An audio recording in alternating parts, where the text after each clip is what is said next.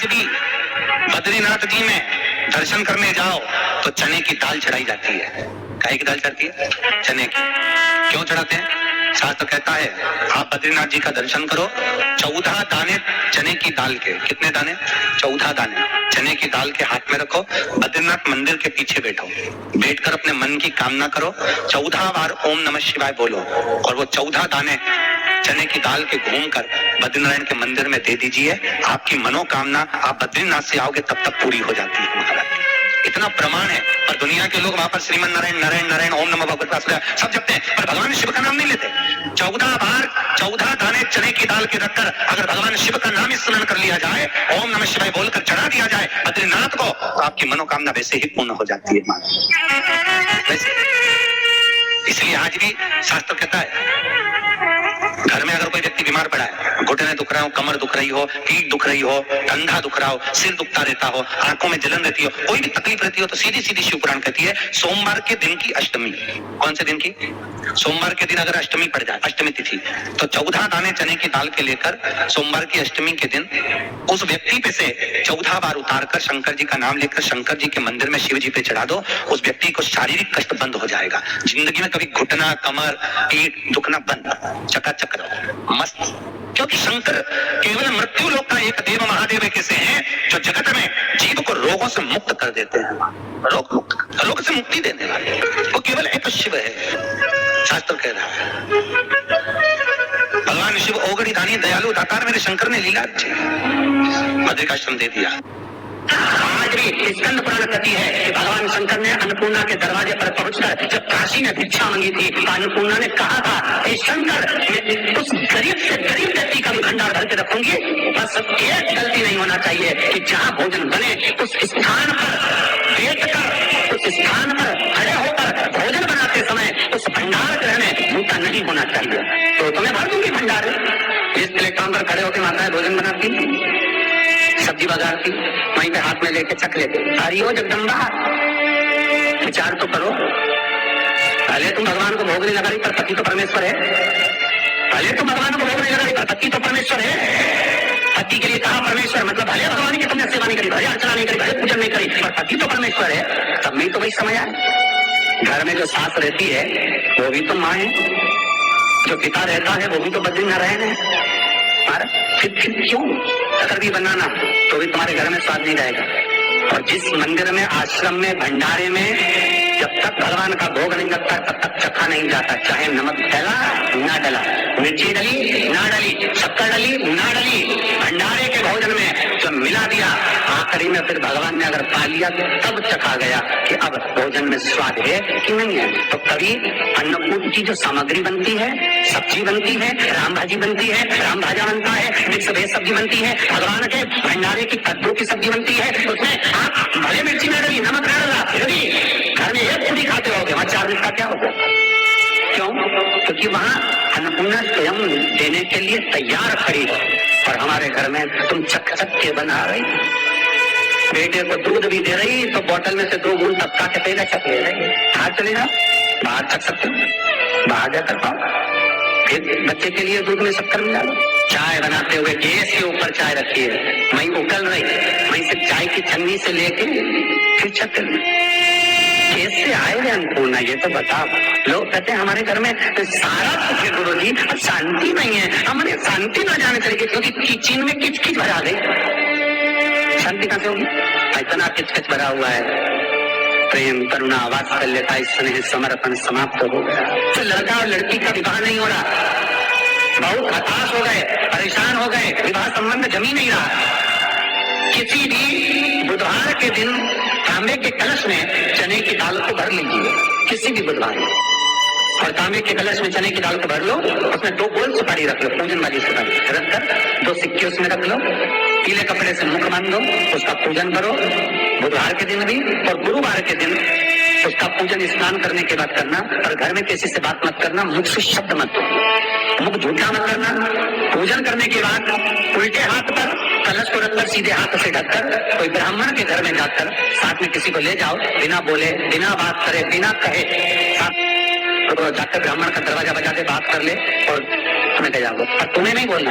और वो कलश ब्राह्मण की अपनी कामना कर वो कलश कलश का दान दे दिया जाए। So, what's the plan for today?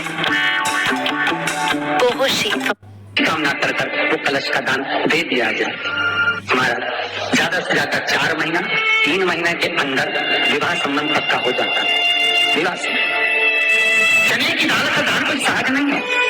जिस नारी का रजोधर्म के अंतर्गत नारी को जो परेशानियां होती हैं, कोई के 8 दिन पहले 4 दिन पहले 3 दिन पहले कहीं ना कहीं रजोधर्म के अंतर्गत जो बीमारियां होती हैं, उसके लिए महाराज 7 चने की दाल के दाने तुलसी महारानी के सामने कटोरी में रखकर तुलसी के 3 पत्ते उसमें डालकर अपनी मनोकामना कर तुलसी में 3 बार जल छोड़कर वो तुलसी और वो चने की दाल ले जाएं और उसको धीरे धीरे कर एक कर सुबह शाम दोपहर में उसको खा लीजिए। रजो धर्म से जुड़ी हुई परेशानी समाप्त। कोई सहज नहीं है महाराज।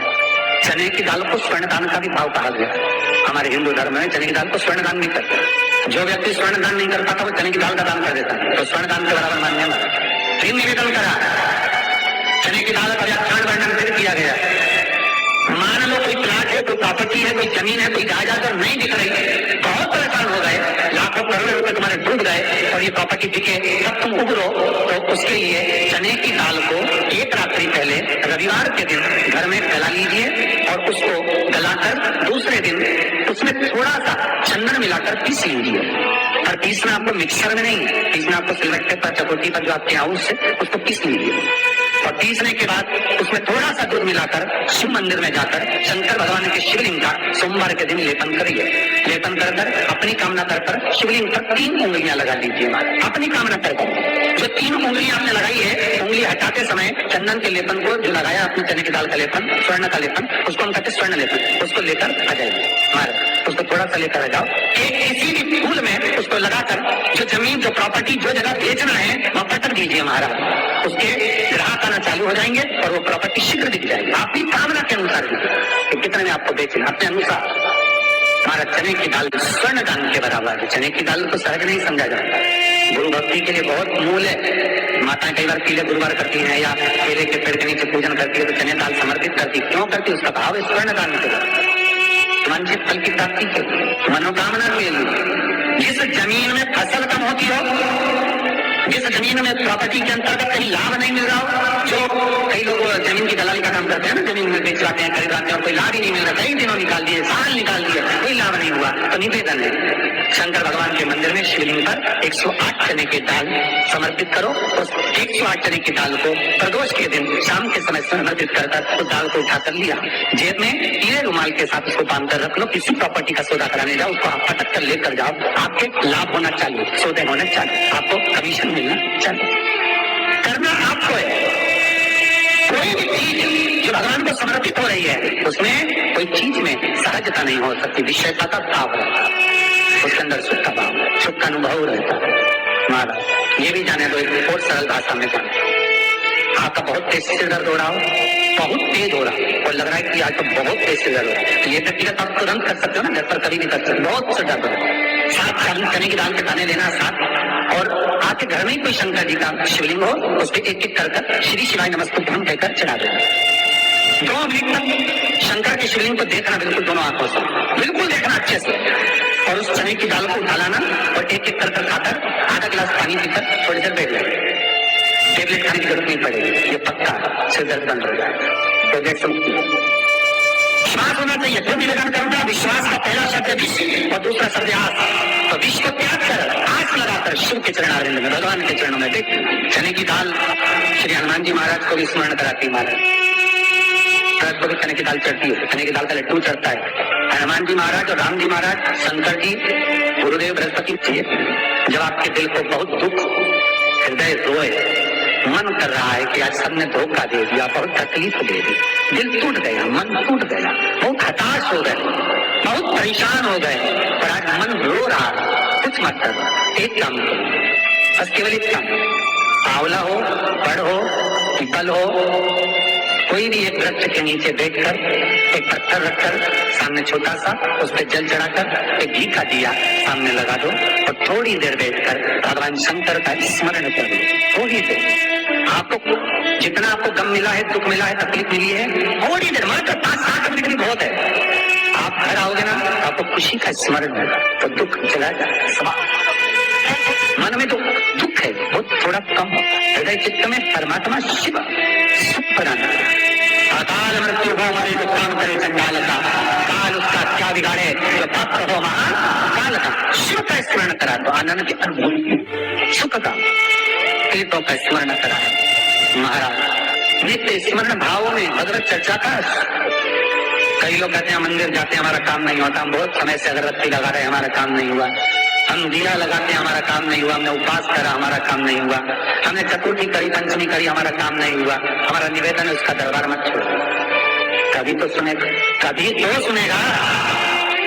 तेरे मंदिर में आना मेरा काम है और मेरी बिगड़ी बनाना तेरा काम। सुनेगा, जाओ पहुंचो, निवेदन करो। भगवान की केवल दृष्टि ही पड़ गई, अपनी तो सृष्टि यूं ही समझी। किसी गुरु के दरवाजे पर जाकर कोई पूछना नहीं अपन को, गुरु की केवल दृष्टि पड़ गई ना, हो गया काम। बस गुरु जी दिख गए, गुरु जी की दृष्टि पड़ गई, भगवान दिख गए, भगवान का दर्शन हो गया, दृष्टि पड़ गई बहुत, माता पिता की दृष्टि पड़ गई बहुत, घर के बुजुर्गों की दृष्टि पड़ गई बहुत, उसमें अपना काम हो गया। अपने को नहीं पूछना कि क्या मिला क्या नहीं होते।